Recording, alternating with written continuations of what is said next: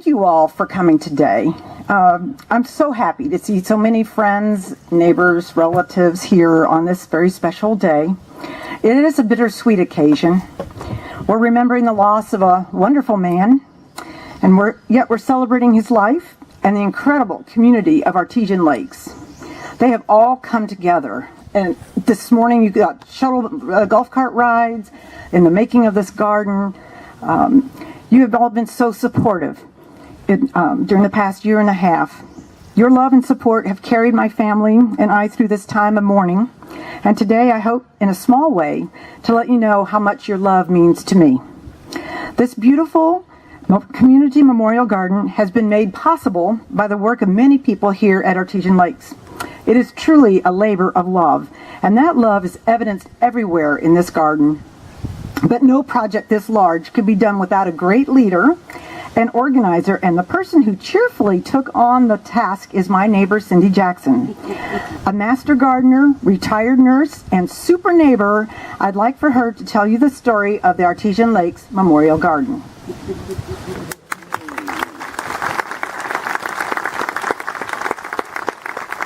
Thank you, Mary, and welcome to our home, our community here. As Mary said, today we're here to dedicate the Artesian Lakes Community Garden, Memorial Garden, and celebrate the life of Jeff Harper. Jeff was kind of the inspiration for creating our community garden. It's pretty obvious that Mary and Jeff both really love coming to Artesian Lakes. They built a beautiful home. They have brought many friends and family here.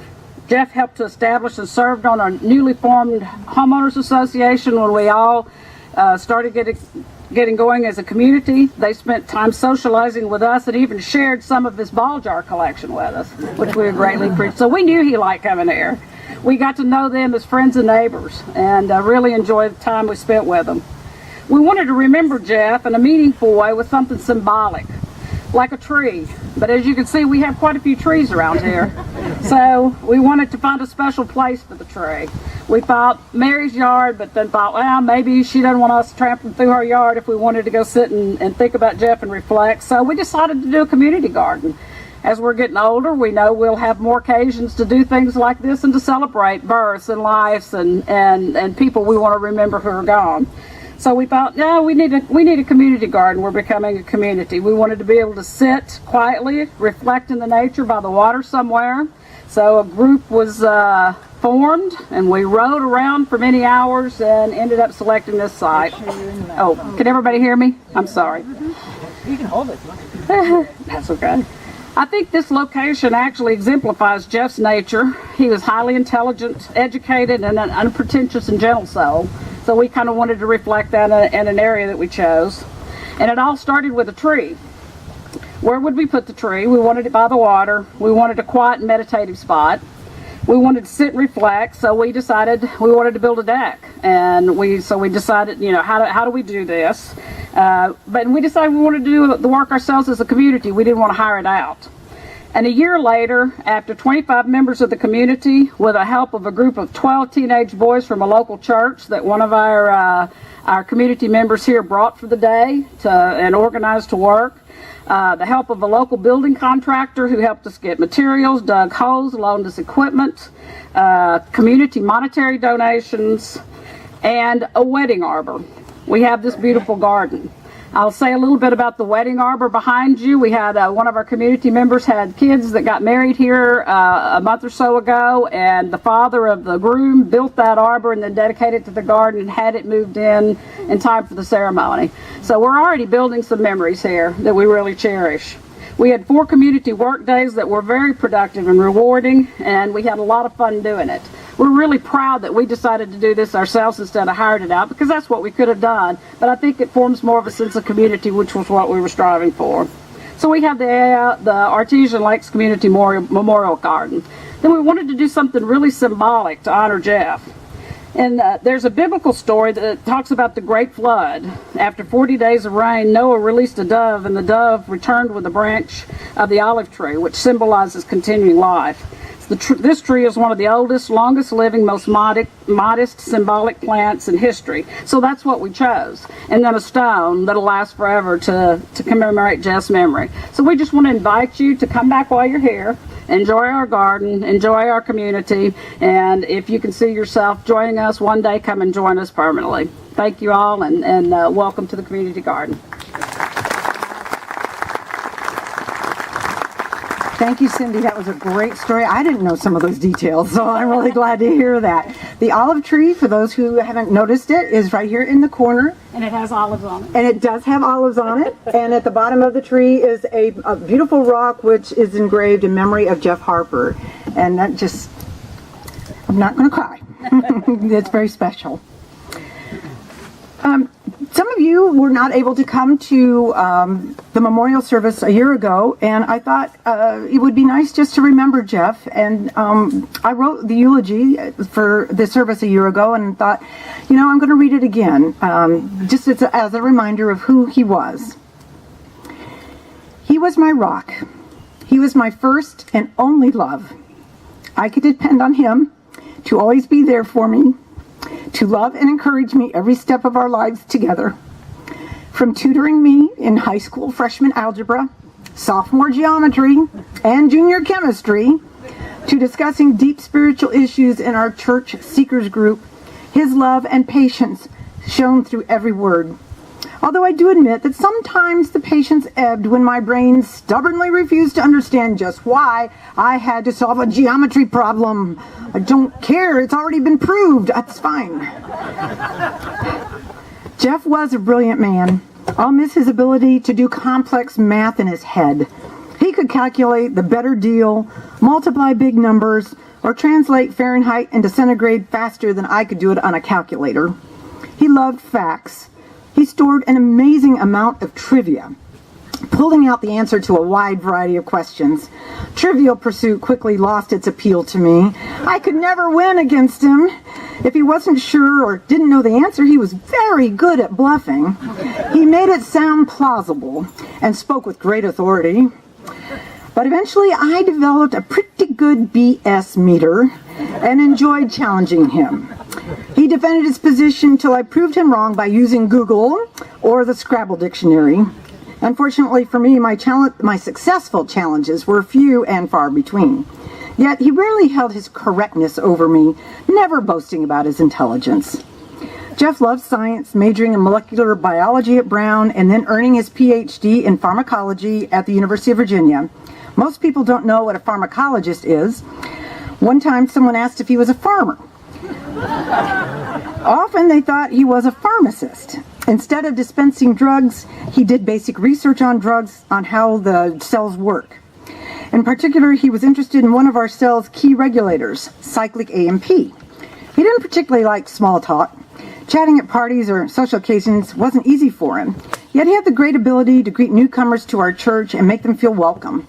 Sometimes smart people use sarcasm or intimidation, but Jeff never used his brilliance to put anyone down. Jeff had many passions, including reading.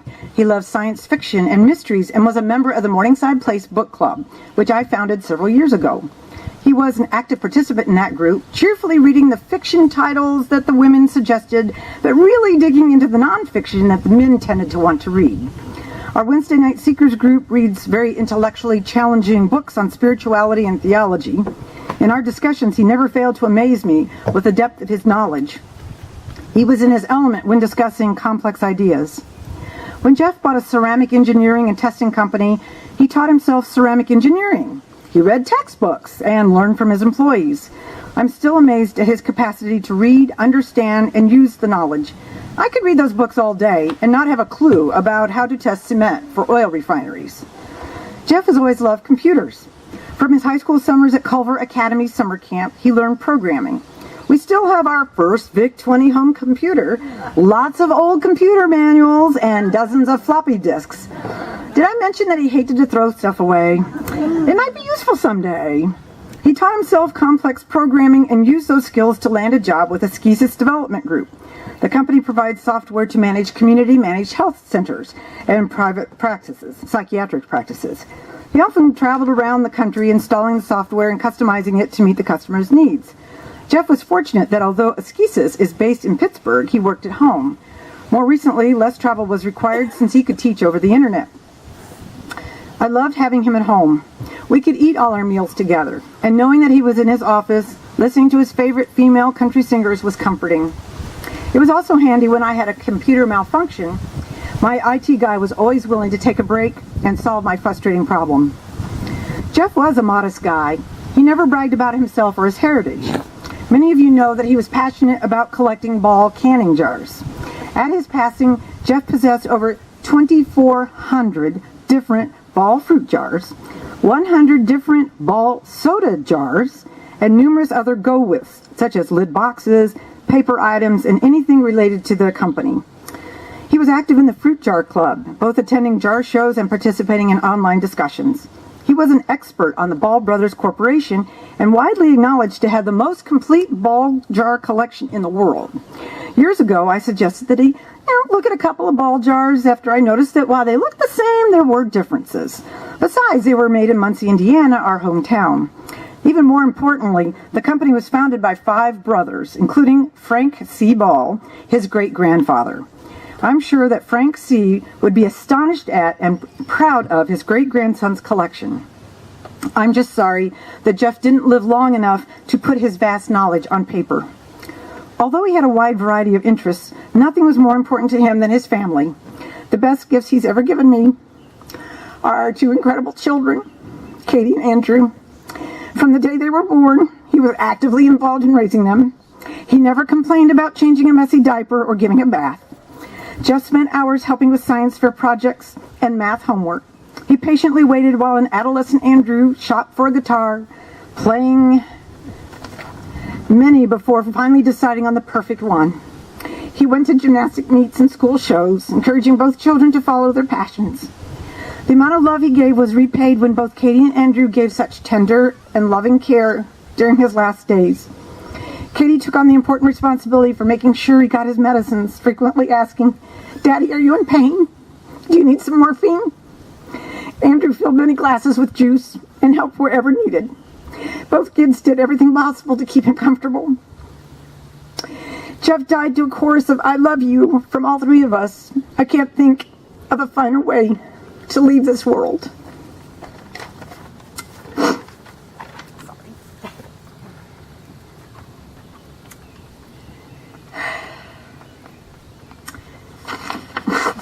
And now I would like to play some music that was recorded on Mother's Day.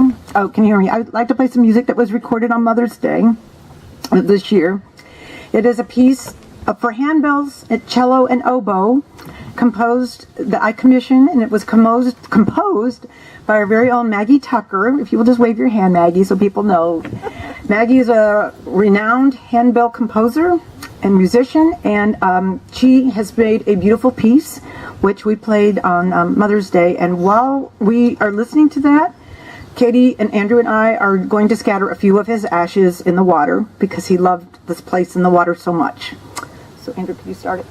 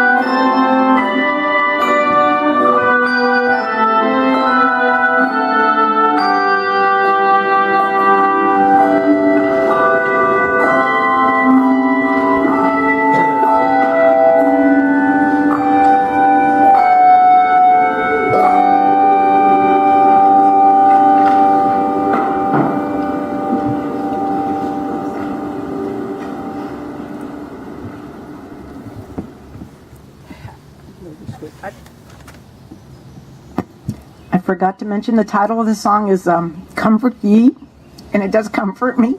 It's one of those songs that you keep hearing over and over because, well, we rehearsed it over and over for one, but it's a beautiful song and it's very comforting, and Maggie has just handed me the first copies that have been published, so other people in churches around the world will be able to play it. And at the top there's probably a dedication that's written in memory of Jeff Harper, a member of the Decibel Choir at First Congregational Church, and I'm real proud that we have that. And okay, now enough of the somber stuff. I'm going to pull it together, and I want to celebrate a life that was well worth lived. He lived it very well.